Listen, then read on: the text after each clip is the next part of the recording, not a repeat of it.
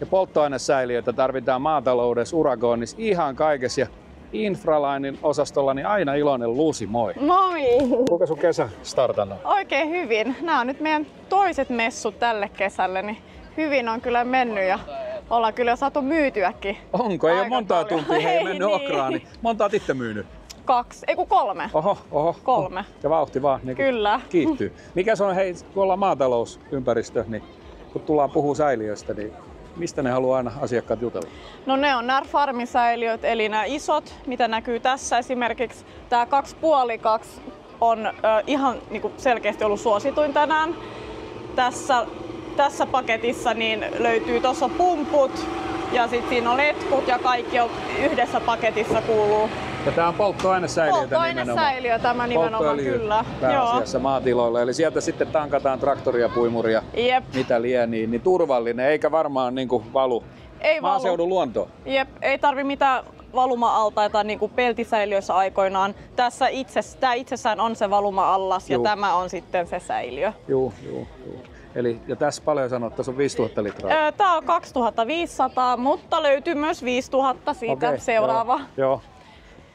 Sitten saa myös tällainen hieno malli. Tämä on myös 5000. Tässä meillä on erillinen kaappi, mihin saa pumput ja letkut. Ja tähän on saatavilla sitten myös se letkukela, jos haluaa. Niin. Ja nämä on tosiaan sellainen tilojen niin kuin kyllä. Oma ABC siihen pihaan. Niin, siinä on pieni oma ABC, niin voi käydä tankkaa omat laitteet siinä. Ja kumminkin niin turvallisia, niin kuin kerroit. Ja sitten helpottaa sitä työkoneiden polttoainehuoltoa siinä. Kyllä. Ja se on myös helppo täyttää, kun se täytetään tästä edestä. Joo. Niin kuskit tykkää myös. Ja sitten kun siellä on tosiaan polttoaineasiat tilalla kunnossa, kun on täältä ostettu isoja säiliöitä, niin urakoinnissa varsinkin sitten maarakennus, mettäpuoli muuta, niin, ja toki maanviljelijäkin, niin sitä joudutaan siirtämään polttoainetta, dieseliä, bensaa, polttoöljyä, kaikkea, niin eikö täällä ole ihan mitä vaan, kun pitää siirrellä? Kyllä, meillä löytyy nämä kuljetussäiliöt. Eli tässä niin kun on ihan suosituimmat nämä 250 litraset, niin ne on hyvä niin kuin esimerkiksi lava-autoon. Meillä on jopa semmoisia malleja, että ne saa ihan niin kuin peitettyä siinä lava-auton kyydissä. Siinä on 200, sitten meillä löytyy 425, 600, 900, 950 ja sitten meillä löytyy myös tämmöinen kombisäiliö, eli saa sitä AdBlueta 40 litraa ja polttoainesäiliö samassa. Joo, se on muuten kätevästi, kun siellä monessa kumminkin on se lisäaine urea-laitteisiin, niin ne menee niinku samalla. Jep. 2 yhden hinnalla. Kyllä. Ne on helppo nostaa sitten tuosta rukinpiikit siinä ja täältä saa myös nostettua liinoilla. Joo, vaikka ja hyvin saa sidottua myös. Joo. Eli tosiaan nämä menee pikapin lavalla ja muulla kulkee sitten riippuen vielä pakettiautolla ja sitten ihan hallihommiin muualle, niin ihan pieniä säiliöitä. Joo, siihen löytyy just nuo AdBlue-säiliöt.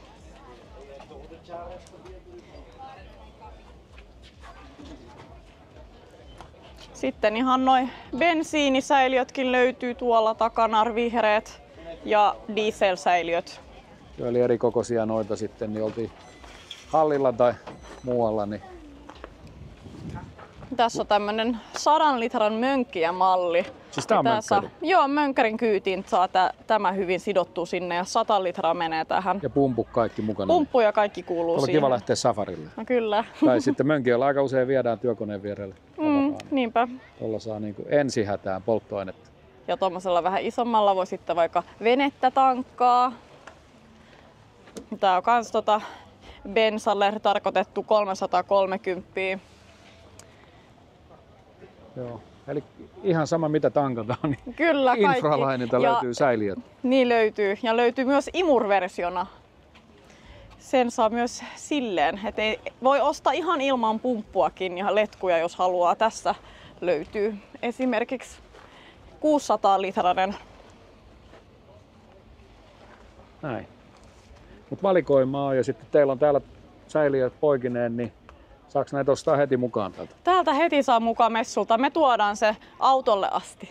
Ja tästä niin kuin aidan yli? Joo, aidan yli vaan. Niin. Joo, mutta kumminkin ja sitten Vantaalla Infralinella, niin perinteisesti, niin varastosta löytyy? Joo, kuljetussäiliöt löytyy Vantaalta ja sitten noin isommat, niin ne löytyy Espoossa. Ja aika hyvin löytyy varastolta, että saa heti lähetettyä ja voidaan modata vähän omien tarpeiden mukaan. Ja hinnat on kohdilla. Totta kai.